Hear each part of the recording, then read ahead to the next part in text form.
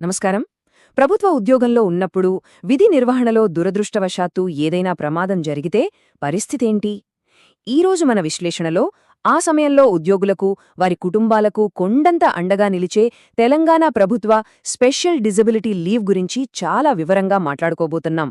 ఇది ప్రభుత్వ రంగంలో ఉన్న ప్రతి ఒక్కరూ ఖచ్చితంగా తెలుసుకోవాల్సిన విషయం, రైట్? ఇక ఏమాత్రం ఆలస్యం చేయకుండా అసలు విషయంలోకి వెళ్ళిపోదాం. డ్యూటీలో ఉన్నప్పుడు ఆకస్మికంగా ఏదైనా వైద్యపరమైన ఎమర్జెన్సీ వస్తే లేదా ప్రమాదం జరిగితే వెంటనే మన మదిలో మెదిలే అతి పెద్ద ఆందోళనేంటి? కుటుంబ పరిస్థితి ఏంటి? ఉద్యోగమేమవుతుంది అనేదే కదా. ఇలాంటి అత్యంత క్లిష్ట సమయాల్లో ప్రభుత్వం ఫైనాన్షియల్గా, ప్రొఫెషనల్గా ఉద్యోగులకు ఎలాంటి భరోసా ఇస్తుందనేదే మనం ఇక్కడ చూడబోతున్నాం. ఈ ప్రాసెస్ను మనం ఒక ఆర్డర్లో అర్థం చేసుకుందాం. ప్రమాదం జరిగిన వెంటనే ఏం చెయ్యాలి అన్నదాని దగ్గర్నుంచి లాంగ్ టర్మ్ పెన్షన్ అవకాశాల వరకు ప్రభుత్వ నిబంధనలు ఎలా ఉన్నాయో ఒకదాని తర్వాత ఒకటి చూద్దాం. మొదటిది FR 83 రూల్. అసలీ భద్రతా వలయానికి పునాది వేసే అత్యంత కీలకమైన నిబంధన ఇదేనండి. దీన్ని ఫండమెంటల్ రూల్ 83 అంటే FR 83 అంటారు.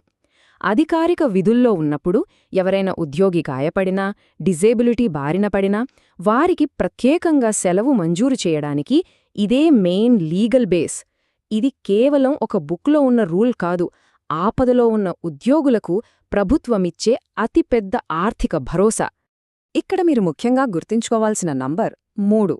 అవును, ప్రమాదం జరిగిన కరెక్ట్గా 3 నెలలలోపు దీనికోసం అప్లై చేసుకోవాలి. ఇది ప్రభుత్వం పెట్టిన స్ట్రిక్ట్ డెడ్లైన్. అయితే ఒకవేళ గాయాల తీవ్రత మరీ ఎక్కువగా ఉండి అప్లై చేయటంలో కాస్త లేటైనా దానికి తగిన ఆమోదయోగ్యమైన కారణాలు చూపిస్తే ప్రభుత్వం ఖచ్చితంగా కన్సిడర్ చేస్తుంది. ఇక గడువు విషయం పక్కన పెడితే ఇక్కడ రూల్స్ నిజంగా చాలా ఉదారంగా ఉన్నాయని చెప్పొచ్చు. ప్రభుత్వ మెడికల్ బోర్డ్ లేదా సివిల్ సర్జన్ స్థాయి అధికారి దగ్గర నుండి సరైన సర్టిఫికేట్ తీసుకుంటే ఒకే ప్రమాదానికి గరిష్టంగా 24 నెలల వరకు ఈ సెలవు తీసుకోవచ్చు. అవునండి, దాదాపు 2 సంవత్సరాలు. కోలుకోవడానికి టైం పడితే ఈ సెలవును ఒకేసారి కాకుండా విడతల వారీగా కూడా వాడుకునే అద్భుతమైన ఫ్లెక్సిబిలిటీ ఇందులో ఉంది. రెండో పాయింట్ ఏంటంటే అప్లికేషన్కి కావాల్సిన డాక్యుమెంట్స్. ఆఫీసుల చుట్టూ తిరిగే పని లేకుండా, ఎలాంటి డిలేస్ లేకుండా ఈ బెనిఫిట్స్ వెంటనే పొందాలంటే ఏ పేపర్లు రెడీగా ఉంచుకోవాలో చూద్దాం.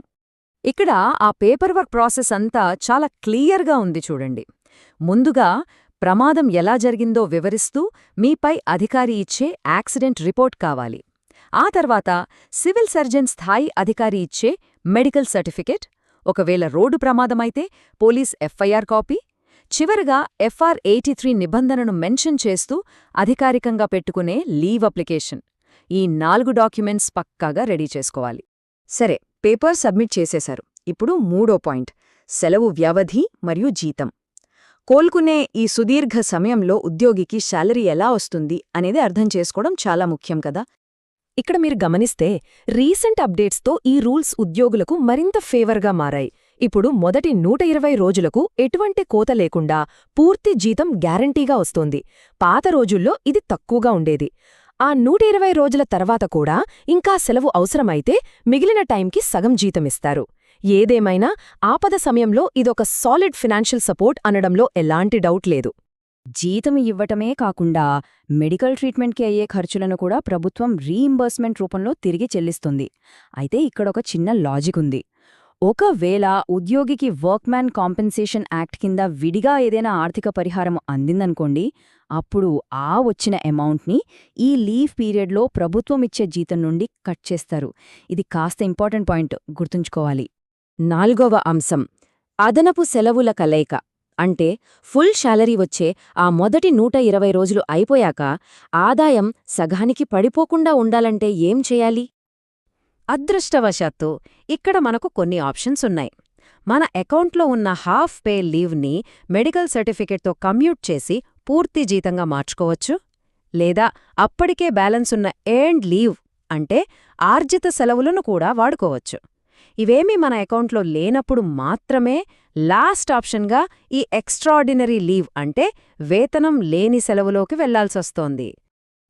వీటన్నిటితో పాటుగా FR 83A అని ఇంకో అడిషనల్ రూల్ కూడా ఉందండి.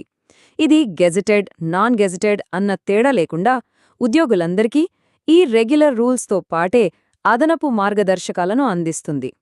సో సిస్టంలో ఏ లెవెల్లో ఉన్న ఉద్యోగికైనా ఈ సేఫ్టీ నెట్ పక్కాగా వర్తిస్తుందన్నమాట. 5వ అంశం తాత్కాలిక సిబ్బందికి ఉండే నిబంధనలు. ఇక్కడి వరకు మనం పర్మనెంట్ ఎంప్లాయీస్ గురించి మాట్లాడుకున్నాం.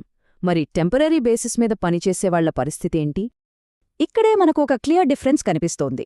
రెగ్యులర్ సిబ్బందికి FR 83 కింద దాదాపు 24 నెలలపాటు సాలిడ్ సపోర్ట్ దొరుకుతుంది. కాని అదే తాత్కాలిక లేదా కంటింజెంట్ కార్మికుల విషయానికొస్తే వారికి FR 103 రూల్ వర్తిస్తుంది.